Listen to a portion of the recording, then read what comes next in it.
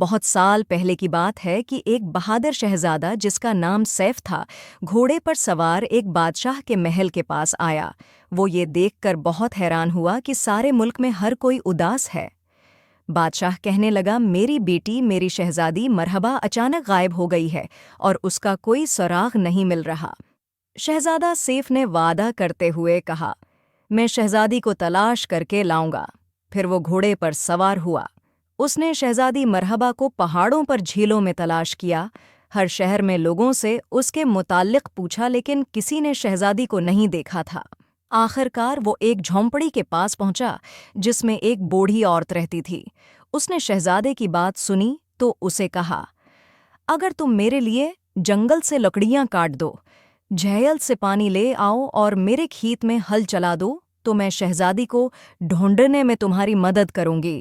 شہزادے نے اس کا کہا مانتے ہوئے سارے کام کر دیے تو ابھی اندھیرا چھا رہا تھا۔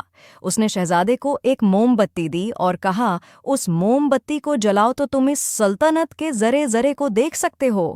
شہزادے نے موم بتی کی روشنی میں ایک بہت بڑا سیاہ رنگ کا قلعہ دیکھا جس کے اندر شہزادی مرحبا قید تھی۔ بوڑھی عورت کہنے لگی، یہ سیاہ گھڑ سوار کا جادو کا قلعہ ہے۔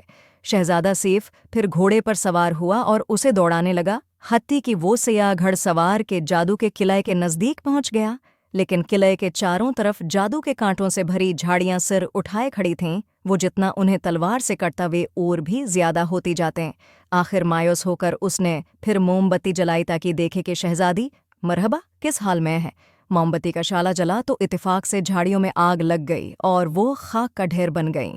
سیاہ گھڑ سوار گھوڑے کو تیز بھگاتا ہوا قلعے سے باہر نکلا اور شہزادے سیف کے ساتھ تلوار سے جنگ کی، جس میں شہزادے نے اسے شکست فاش دی۔ لہذا بادشاہ نے بہادر شہزادے کو اپنی آدھی سلطنت انعام میں دی اور شہزادی مرحبا سے اس کی شادی کر دی اور پھر وہ ہنسی خوشی رہنے لگے۔